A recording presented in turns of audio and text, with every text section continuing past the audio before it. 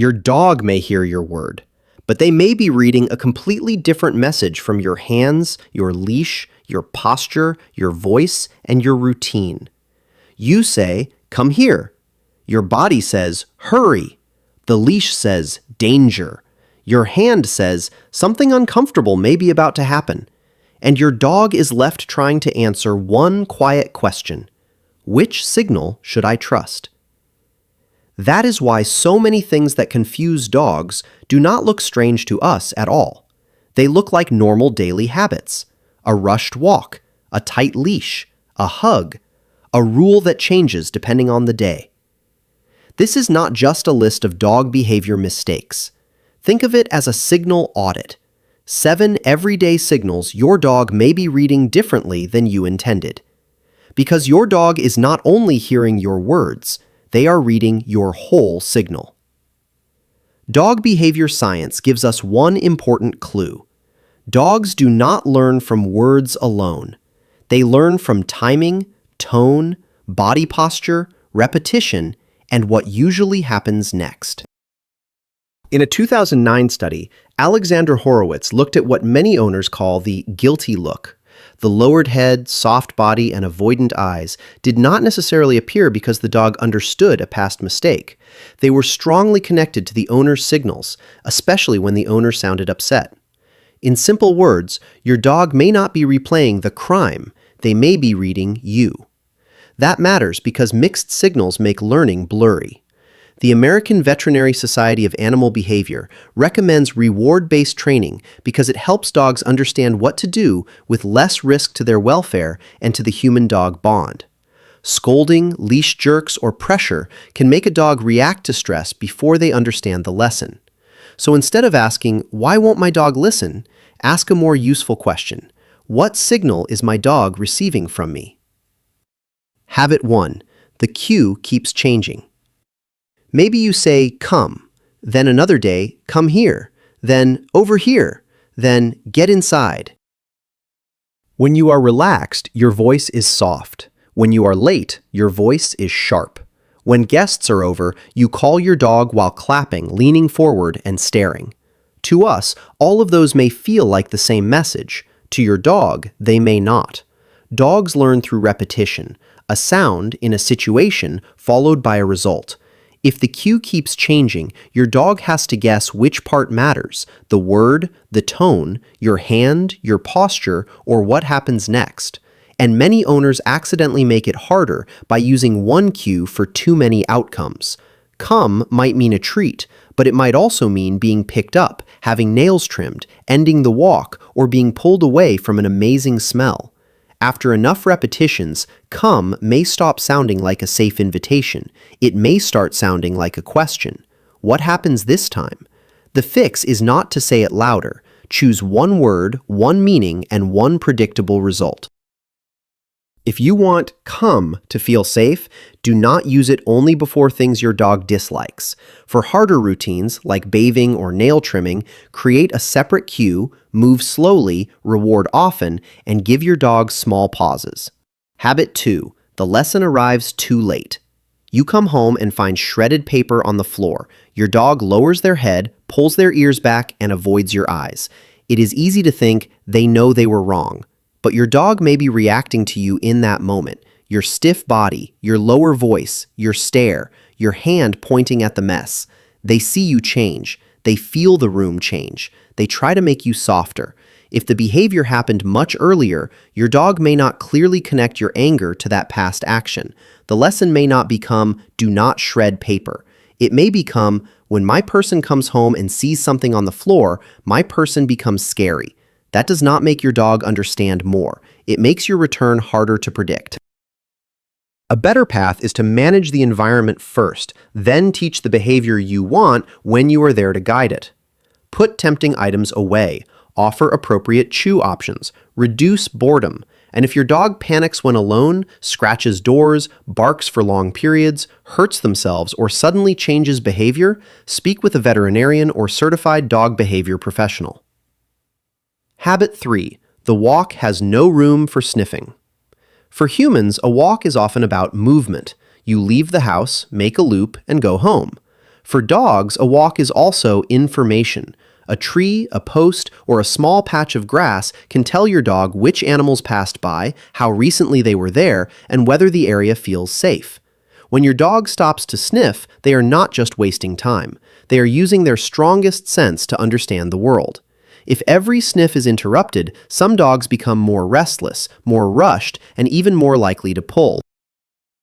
They never know when they will get another chance to finish reading the environment. You do not have to let your dog control the entire walk, but give them a few real sniffing spots, a few moments where the leash stays loose, your shoulders soften, and your dog gets to finish what they started. Sometimes a calmer walk begins when your dog is allowed to understand where they are. Habit 4. The leash becomes an alarm. You see another dog in the distance. You worry before anything happens. Your hand shortens the leash. Your shoulders tense. You say, "It's okay," but your voice is higher than usual. To you, that is prevention. To your dog's body, it may feel like an alarm. The other dog appears, and instantly the leash gets tight. Your dog feels pressure. Your body changes. Your voice changes. After enough repetitions, your dog may learn that seeing another dog predicts tension, restriction, and worry. So next time, they react sooner, not because they want trouble, because their body is preparing for something uncomfortable. The answer is not to ignore safety. Safety matters. But try to create distance earlier, before your dog is already locked in. Turn gently while they can still hear you. Reward them for seeing the trigger and checking back with you. Keep the leash secure, but try not to turn it into a panic signal. A leash is not only a tool for control, it is an emotional line between you and your dog. Habit 5. Affection removes choice. Tight hugs, kisses on the face, holding their cheeks, leaning over them when they are resting. To us, that can feel affectionate. To some dogs, especially when they cannot move away, it can feel like pressure. Dogs often say, "I'm uncomfortable," quietly before they say it loudly. They turn their head away, lick their lips, blink more, go still, pull their ears back, stop wagging, yawn when they are not tired, get up and leave. Those signals are easy to miss because the dog is not growling or biting. But if the quiet signals are ignored again and again, a dog may eventually have to speak louder. This does not mean you cannot cuddle your dog. It means affection should include listening. Try touching your dog for a few seconds, then pause. If they lean in, come closer, or place their head into your hand, continue. If they turn away, freeze, avoid your hand, or leave, respect the answer. When dogs know they have a choice, many become more affectionate, not less. Habit 6. The rule changes by mood. Your dog jumps on you when you are in casual clothes and you laugh, but when you are dressed for work, you get annoyed because of the fur. Your dog lies on the couch during movie night and no one minds, but when guests come over, that same couch is suddenly forbidden. Your dog begs under the table and sometimes gets a bite. Then another day, the same behavior is called annoying. From a human point of view, the situation is different. From your dog's point of view, the rule keeps changing.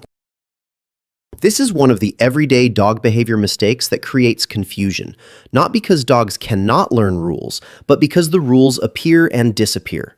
Choose a version of the rule you can actually keep. If you do not want jumping on guests, teach 4 paws on the floor even when there are no guests. If you do not want begging at the table, do not make the table a lottery machine that sometimes pays out. Give your dog a place to settle, offer an appropriate chew, and reward calm behavior there. Your dog does not need a perfect family. They need a predictable one. Habit 7. The routine becomes too big. You pick up the leash and cheer. Your dog explodes with excitement. You get even more excited. Before meals, you move quickly, talk quickly, and ask your dog to wait while the bowl is right there. Before leaving, you hug them, say goodbye for a long time, use an emotional voice, and then close the door. To humans, this can feel like love. To dogs, repeated routines become powerful signals. The leash predicts excitement. The food bowl predicts frustration or self-control. The keys may predict that you are about to disappear.